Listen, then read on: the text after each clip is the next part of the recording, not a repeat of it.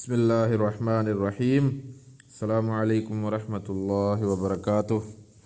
رسائل و مسائل سیریز میں ایک اور سوال اور اس کے جواب کے ساتھ آپ کی خدمت میں پھر حاضر ہیں۔ آج کے سوال کا جو ٹاپک ہے وہ ہے قطبین میں نماز۔ سوال کرنے والا پوچھتا ہے کہ ترجمان جلد 5 عدد امین قطبین میں اوقات سحر و افطار پر ڈاکٹر حمید اللہ کا مضمون شائع کیا گیا ہے۔ اسی بحث کو زیادہ تفصیل سے ڈاکٹر صاحب نے اپنی کتاب انٹروڈکشن ٹو اسلام میں پیش کیا ہے۔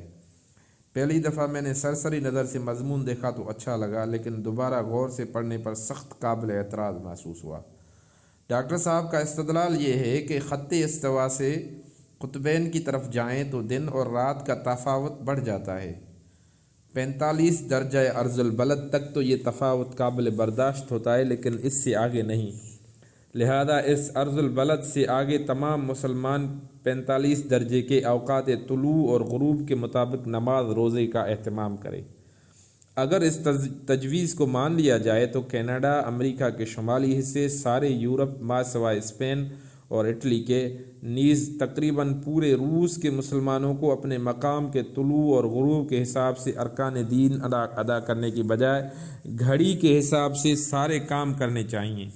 میری اطلاع ہے کہ پیرس مسجد کی ابتدا میں پیرس کے مسلمان رمضان میں یہی کرتے ہیں۔ وہ ریڈیو مراکش لگائے رکھتے ہیں اور جیسے ہی مراکش میں افطار کی اذان ہوتی ہے تو وہ افطار کر لیتے ہیں، چاہے سورج سر پر کھڑا ہو۔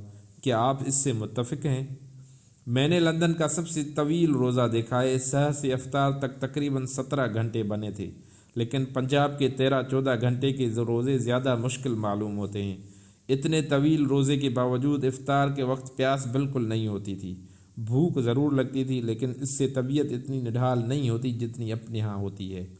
آخر یورپ کے مسلمانوں کے لیے کیوں کر جائز ہے کہ وہ مقامی طلوع اور غروب کو نظر انداز کر کے مراکش کی پیروی کریں؟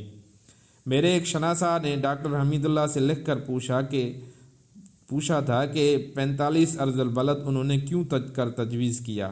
جواب ملا کہ صحابہ رضوان اللہ تعالی علیہم اجمعین یہیں تک گئے تھے، اس لیے اسے حد کے طور پر لیا ہے۔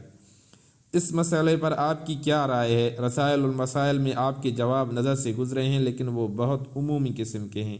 یہاں ڈاکٹر صاحب نے اتنی تفصیل میں جا کر معمولی اور غیر معمولی منطقوں کے حدود کا مسئلہ کھڑا کر دیا ہے۔ لندن میں یہ سوال اس لیے اہمیت اختیار کر گیا ہے کہ یورپین نو مسلم سورج کے بجائے گھڑی کے مطابق عبادت قائم کرنا چاہتے ہیں، بلکہ ان کا بس چلے تو جمعے کی نماز اتوار کو ادا کر دیں۔ یہ تجویز کئی دفعہ میرے سامنے آئی ہے۔ یہ پورا سوال تھا 3 منٹ کا۔ جواب میں مولانا مودودی رحمۃ اللہ علیہ فرماتے ہیں، یہ سال ہے جولائی 1922۔ مولانا مودودی صاحب فرماتے ہیں کہ قطبین کے قریب علاقوں کے اوقات عبادت کے معاملے میں مجھے ڈاکٹر حمید اللہ صاحب کے اجتہاد سے قطعاً اتفاق نہیں ہے۔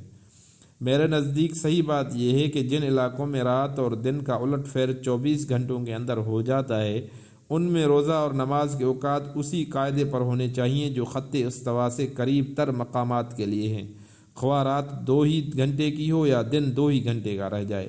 البتہ اس کے آگے جہاں رات اور دن 24 گھنٹوں سے متجاوز ہو جاتے ہیں، وہاں گھڑیوں کے حساب سے اوقات مقرر کیے جانے چاہیے، اور ایسے مقامات پر تعین اوقات مکہ اور معظمہ یا مدینہ منورہ کے معیار پر کیا جانا چاہیے۔